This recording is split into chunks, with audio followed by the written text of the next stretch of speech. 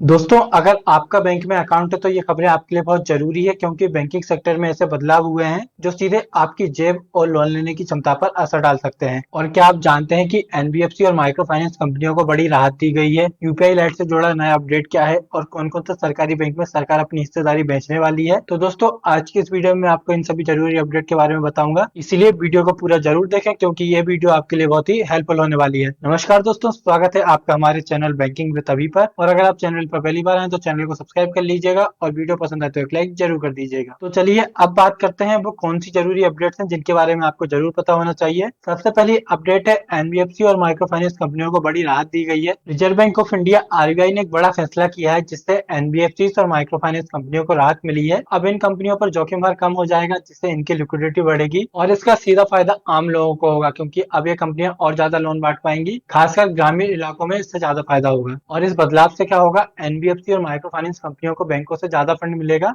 जिससे आसान और ज्यादा लोन मिलेंगे, खासतौर पर जो छोटे कारोबारी हैं और ग्रामीण क्षेत्र के ग्राहक हैं उन लोगों को। और इससे किफायती ब्याज दरों पर लोन मिलने की संभावना और बढ़ जाएगी। कुछ प्रमुख माइक्रो फाइनेंस कंपनियां हैं जैसे Annapurna micro finance, Ujjivan small finance, बंधन फाइनेंशियल सर्विसेज। और कुछ एनबीएफसी कंपनियां हैं जैसे Bajaj finance, Shriram finance, Sundaram finance और मुथूट फाइनेंस। तो अगर आप भी लोन लेना चाहते हैं तो आने वाले समय में ये आपके लिए बहुत फायदेमंद हो सकता है। अब बात करते हैं दूसरी अपडेट की। तो दूसरी अपडेट में यूपीआई लाइट यूजर्स के लिए बड़ी खुशखबरी है क्योंकि यूपीआई लाइट यूज करने वालों के लिए एक नया अपडेट आया है। 1 अप्रैल 2025 से आप अपने लाइट बैलेंस को वापस अपने सोर्स बैंक अकाउंट में ट्रांसफर कर सकेंगे। इसका मतलब ये है कि अब आपका पैसा यूपीआई लाइट बैलेंस में अटका नहीं रहेगा। आप जरूरत पड़ने पर इसे बैंक अकाउंट में वापस ट्रांसफर कर सकते हैं और ये सुविधा आरबीआई के निर्देश के तहत सभी बैंकों में लागू की जा रही है। तो अगर आप यूपीआई लाइट का इस्तेमाल करते हैं तो इस अपडेट से आपकी पेमेंट ट्रांजैक्शन और भी ज्यादा आसान हो जाएगी। अब तीसरी अपडेट ये है कि सरकार 5 सरकारी बैंकों में अपनी हिस्सेदारी कम करेगी। सरकार ने फैसला किया है कि वे कुछ सरकारी बैंकों में अपनी हिस्सेदारी कम करेगी जिससे कुछ बैंकों का प्राइवेटाइजेशन बढ़ेगा। इसमें Bank of Maharashtra, Indian Overseas Bank, UCO Bank, Central Bank of India, Punjab and Sindh Bank, ये बैंक शामिल है। सरकार इन बैंकों में अपनी हिस्सेदारी को 75% से नीचे लाने की योजना बना रही है। इससे इन बैंकों का संचालन और अधिक प्रोफेशनल होगा और ग्राहकों को बेहतर सर्विस भी मिलेगी। अब चौथी अपडेट ये है कि होम लोन और कार लोन के इंटरेस्ट रेट को कम किया गया है। तो अगर आप होम लोन या कार लोन लेने की सोच रहे हैं तो ये आपके लिए सही समय हो सकता है क्योंकि कुछ बैंकों ने इंटरेस्ट रेट को कम किया है। तो कौन कौन से बैंक सस्ते लोन दे रहे हैं? यूनियन बैंक ऑफ इंडिया और सेंट्रल बैंक ऑफ इंडिया की होम लोन ब्याज दर 8.10 से शुरू है। वहीं एसबीआई की होम लोन ब्याज दर 8% से शुरू है। इसके अलावा पंजाब नेशनल बैंक की होम लोन की नई ब्याज दर 8.10 से शुरू है। इसके साथ ही पंजाब नेशनल बैंक में